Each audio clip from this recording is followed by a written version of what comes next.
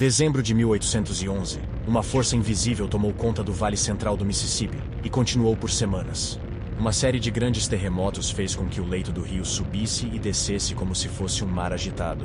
Em 7 de fevereiro de 1812, logo acima de Nova Madrid, Missouri, a terra se deformou tanto que o poderoso Mississippi começou a fluir para o norte em vez de para o sul. Esse evento foi o ápice de um período de terror conhecido como os Terremotos de Nova Madrid.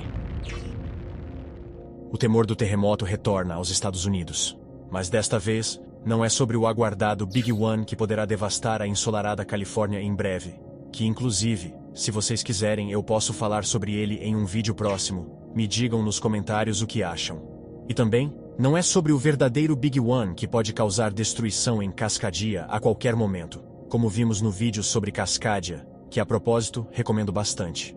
Porém desta vez, os temores se concentram numa vasta área do centro-leste dos Estados Unidos, abrangendo Arkansas, Missouri, Tennessee e sul de Illinois, onde recentemente se registrou intensa atividade sísmica, com uma série de tremores de pequena magnitude.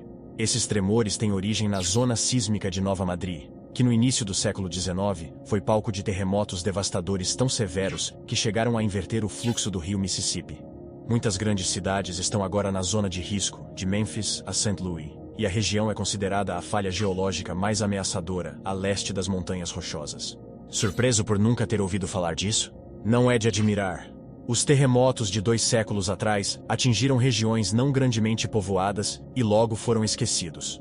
Logo, diferente de locais sísmicos mais famosos, em grande parte graças à indústria cinematográfica, permanece escondida nas crônicas da época. No entanto, o perigo ainda é real, e quando outro tremor balançar a área, provavelmente encontrará uma comunidade despreparada. Se quiser saber mais sobre os eventos grandiosos sobre o universo, e também sobre os terríveis desastres que assolam o nosso planeta, continue acompanhando este vídeo e muitos outros do Ciência Sideral. Agora fique comigo e descubra o que aconteceu em Nova Madrid no inverno de muitos anos atrás.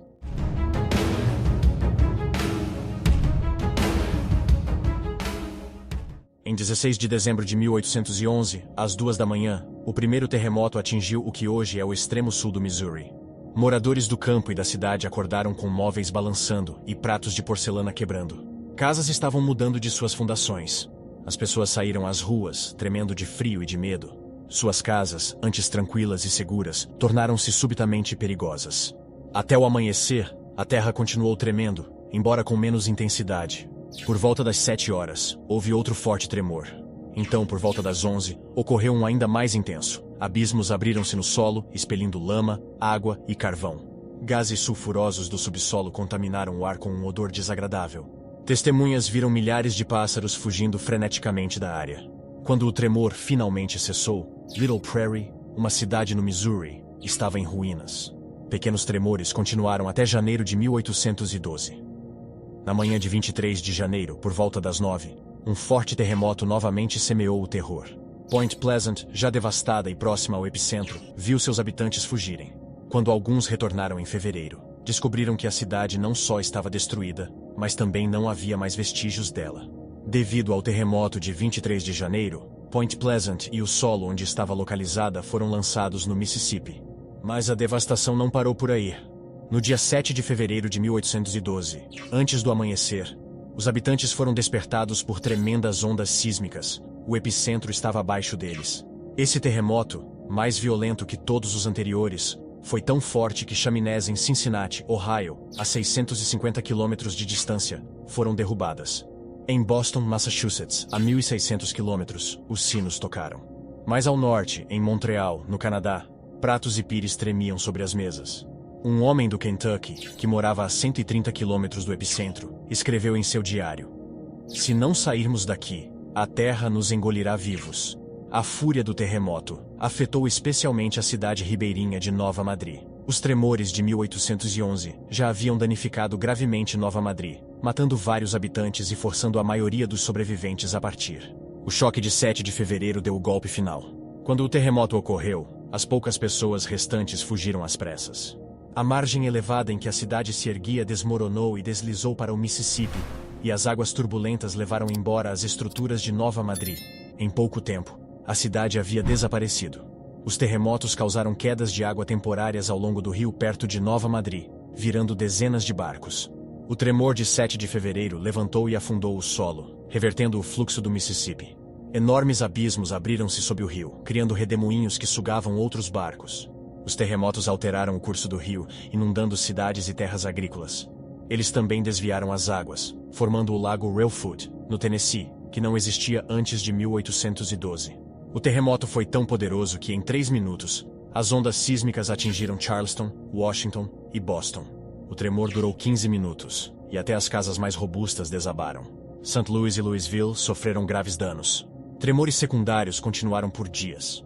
De uma população de cerca de 15 mil na área afetada, mais de 1.000 pessoas perderam suas vidas, e pelo menos 5.000 ficaram desabrigadas. Você pode pensar que a perda de vidas não foi tão terrível comparada a desastres recentes no Haiti e na Turquia. No entanto, é chocante quando se considera que, na época, a densidade populacional era de uma pessoa por quilômetro quadrado. Além da perda de vidas, houve danos significativos às estruturas. 5 assentamentos, um forte militar e inúmeras aldeias indígenas desapareceram.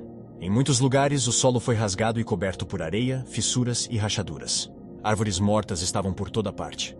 Pântanos foram elevados e secos, enquanto boas pastagens e terras agrícolas foram submersas por enormes lagos. Os jovens Estados Unidos nunca haviam experimentado um desastre de tal magnitude. É impossível determinar a magnitude exata desses terremotos, já que não existiam sismógrafos em 1812. Estima-se que pelo menos 3 dos terremotos de Nova Madrid, na escala Richter, teriam atingido uma magnitude superior a 8. Isso é muita coisa se você comparar com a famosa falha de San Andreas, que assolou a região leste dos Estados Unidos, e que também teve uma magnitude estimada em 8,0 na escala de Richter. Esses foram os terremotos mais intensos já observados no território continental dos Estados Unidos e estão entre os mais fortes registrados globalmente. Um momento antes de continuarmos, não se esqueçam de se inscrever no canal, deixar um gostei e clicar no sininho. Isso nos ajudará a trazer vídeos de qualidade cada vez maiores. Bom, esse é um breve resumo do que ocorreu há mais de 2 séculos. Uma catástrofe que, devido à baixíssima densidade populacional das áreas afetadas e à lentidão com que as notícias se espalhavam naquela época, foi rapidamente esquecida por todos, incluindo o governo central, que negligenciou a ajuda aos sobreviventes. Mas isso é passado. Para aceitar o presente, precisamos entender que a atividade sísmica naquela área ainda persiste e nunca cessou. Hoje, a população desses lugares chegou a 5 milhões de pessoas. Seria um apocalipse se os terremotos de 1811 e 1812 se repetissem. Um cálculo simples mostra isso. Há 2 séculos, o percentual de vítimas em relação à população era de 7%, sem contar as perdas entre os indígenas, difíceis de calcular.